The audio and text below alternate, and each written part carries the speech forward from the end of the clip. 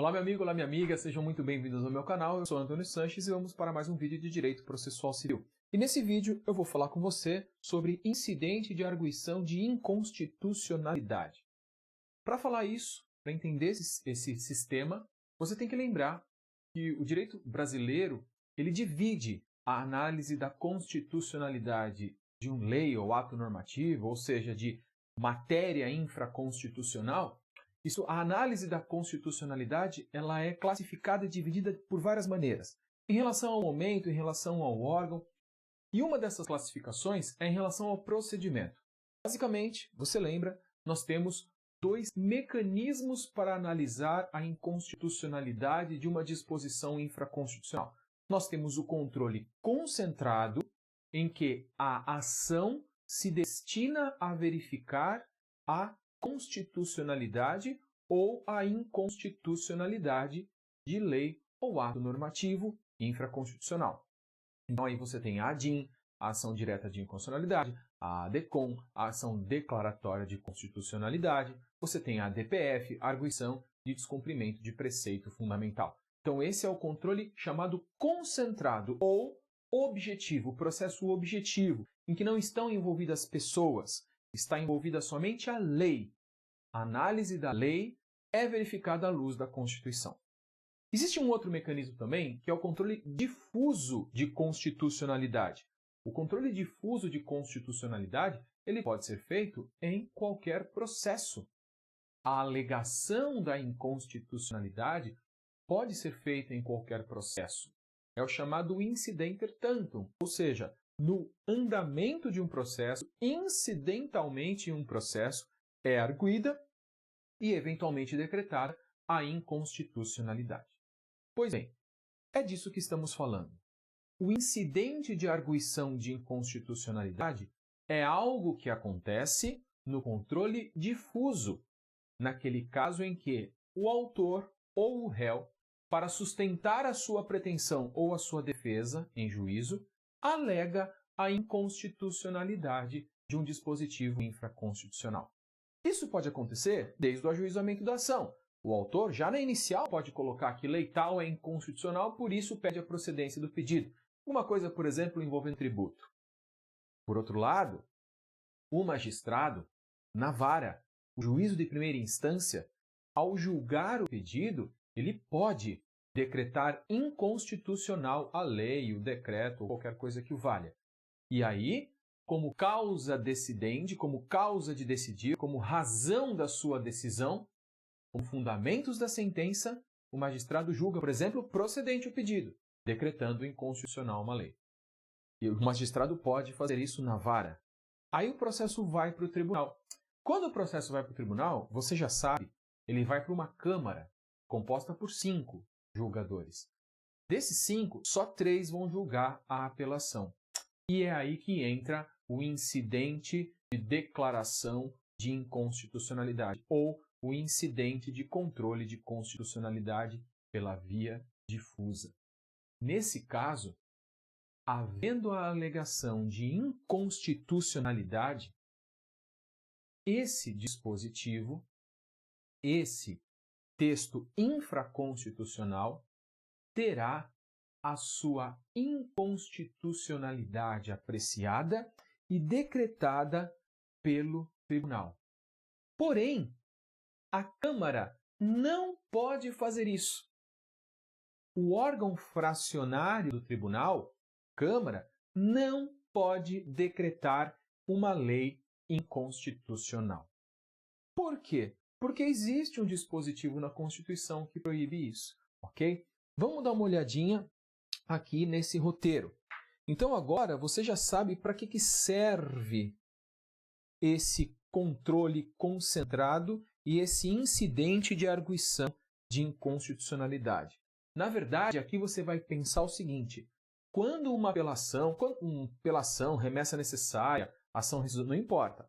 Quando um processo está no tribunal e uma das questões discutidas neste processo é a inconstitucionalidade, veja, se for para manter a constitucionalidade do dispositivo infraconstitucional, isso pode ser feito dentro da Câmara. O que não pode acontecer é declarar a inconstitucionalidade. Se a Câmara entender que aquele dispositivo realmente é inconstitucional, como ela não pode fazer isso, como a Câmara não pode fazer isso, ela remete esse processo ao órgão especial ou ao pleno naqueles estados em que o tribunal tem menos desembargadores. Uma vez no órgão especial ou no pleno, é analisada a questão da constitucionalidade. E o julgamento do pleno ou do órgão especial a respeito desta questão, constitucionalidade, vincula o órgão fracionário. Porque quando existe um incidente de arguição de inconstitucionalidade, nós temos a cisão do julgamento, a divisão do julgamento. Parte do julgamento vai ser feito pela Câmara, vai continuar sendo feito pela Câmara, e parte do julgamento será feita pelo órgão especial ou pelo plenário. O órgão especial ou plenário só se manifesta a respeito da constitucionalidade ou inconstitucionalidade. E depois devolve os autos para o órgão fracionário, para a Câmara. E a Câmara completa o julgamento, dando provimento ou negando provimento à apelação, estando vinculada à Câmara pela decisão do órgão especial ou pela decisão do plenário. Essa é a dinâmica. É para isso que serve o incidente de arguição de inconstitucionalidade. Ok? Como você está vendo aí, esse instituto ele decorre do artigo 97 da Constituição Federal, que trabalha com a famosa cláusula de reserva de plenário. Eu vou ler para você o artigo 97 da Constituição. Somente pelo voto da maioria absoluta de seus membros ou dos membros do respectivo órgão especial poderão os tribunais declarar a inconstitucionalidade de lei ou ato normativo do poder público. Essa é a chamada cláusula de reserva de plenário. Ou seja, se reserva ao plenário, ou órgão especial, no caso, que representa o plenário, a atribuição de declarar inconstitucional um dispositivo infraconstitucional que foi discutido no controle difuso. Okay? Controle concentrado é outra coisa, até porque você já sabe, a DIN em relação à lei federal, somente no Supremo Tribunal Federal, e nós estamos falando aqui de um instituto processual que se aplica a qualquer processo. Porque controle difuso de constitucionalidade. Okay? Continuando aí, este controle difuso, esse envio dos autos que está lá na Câmara e será enviado para o plenário ou para o órgão especial, ele tem dois pressupostos negativos. Ou seja, haverá dois casos em que o processo não precisará ser remetido ao órgão especial ou ao plenário. Quando? Quando o plenário ou o órgão especial do próprio tribunal já tem posicionamento firmado a respeito. Ora, se o plenário do tribunal ou o órgão especial já tem posicionamento firmado a respeito da constitucionalidade ou da inconstitucionalidade daquele dispositivo, não precisa mandar para o plenário. Só para confirmar a posição que ele já tem? Então, não há necessidade. E, por óbvio, também o guardião da Constituição.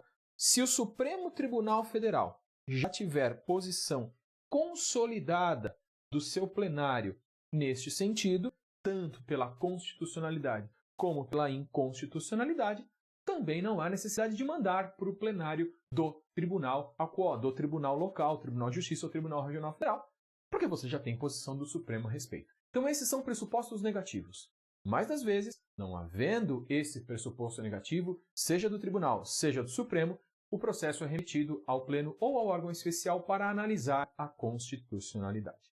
Okay? Vamos dar uma olhada então no procedimento. Vamos ver como é que funciona. Primeira coisa é a arguição. Alguém no processo, partes ou Ministério Público. Quando eu falo partes ou Ministério Público, eu já estou falando do Ministério Público como custos leges ou como parte. Afinal de contas, se ele está atuando como parte, ele já se inclui aí no conceito de parte. Então, partes ou MP alegam a inconstitucionalidade de um dispositivo infraconstitucional. Alegam no processo, no recurso, nas contrarrazões. Feito isso, o relator, antes de qualquer coisa, submete à Câmara, ao órgão fracionário. Submete ao órgão fracionário essa alegação. Então o relator fala: Câmara, esta Câmara entende que esse dispositivo, cuja inconstitucionalidade é alegada pela parte ou pelo MP, esta Câmara entende que é constitucional ou entende que é inconstitucional. Isso no âmbito da Câmara, nos 3 desembargadores, antes de mandar para o plenário ou órgão especial.